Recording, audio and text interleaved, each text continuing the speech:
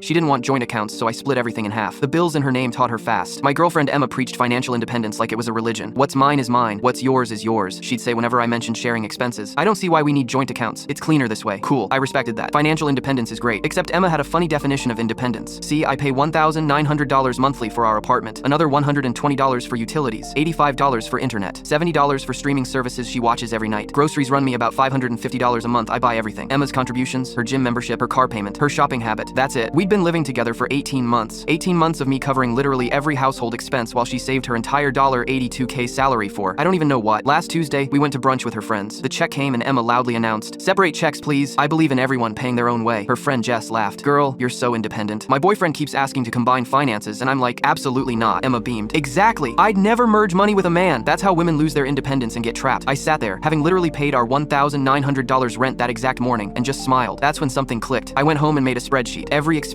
from the past 18 months, rent, utilities, internet, groceries, household items, added it up, divided by 2. Emma's actual share, $1,150 per month. Amount Emma has contributed, $0. The next morning over coffee, I slid the laptop across to her. "Hey babe, you're absolutely right about financial independence. So I created a fair split of our household expenses. Your half comes to $1,150 monthly. We can start September 1st. She laughed. Actually laughed out loud. "That's funny. But seriously, what did you want to show me? This is serious. If we're keeping finances separate, we should actually keep them separate. Equal partners, equal expenses." Her face went pale. "But you've always paid those things, and you've always said we should be financially independent. So starting next month, I'll need your half." "This is insane. Those are your bills." "No, they're our bills. You live here. You eat the food. You use the electricity." She stood up, grabbed her purse, and didn't speak to me for 2 full days. Then came the manipulation phase. She tried being sweet, cooked my favorite meal, wore that dress I like, kept touching my arm and saying how much she loved living with me. "Babe, I've been thinking, maybe I could buy groceries sometimes? Would that help?" Groceries are included in the $1,150, half of everything. But that's like my entire fun budget. "Your fun budget? You make $82K a year." "Yeah, but I have expenses. My car payment is $600. My credit cards are like $450 a month. My gym is $180. So do I. Plus, I've been covering your rent for 18 months. Then came the guilt. "I thought you loved me." "I do. That's why I've been subsidizing your lifestyle. Money shouldn't matter in relationships. You're the one who insisted on keeping finances separate." She even called her mom, who called me to lecture about being a provider. Real men don't nickel and dime their girlfriends. Real girlfriends don't mooch off their boyfriends while preaching independence. Click. But here's where it gets good. Emma refused to pay. Said it wasn't fair, wasn't right, wasn't how relationships work. So I did what any financially independent person would do. I found my own place. Nice studio apartment for $1,400. Signed the lease. Move-in date, October 1st. "You can't just leave," she yelled when I told her. "Why not? We're financially independent, remember? Where am I supposed to live? You make $82K, figure it out." She tried to take over my lease. Applied with the landlord and everything. He rejected her application. Called me later and said, "Anyone who lives rent-free for 18 months and saves nothing? That's not someone I want as a tenant." Emma called me sobbing. "The landlord denied me. I can't afford first and last month's rent anywhere. Where am I supposed to go?" "Maybe you should have thought about that before spending 18 months living for free and saving $0. "I have savings." "Where? Show me your bank account." Silence. That's what I thought. Last I heard from mutual friends, Emma had to move back in with her parents.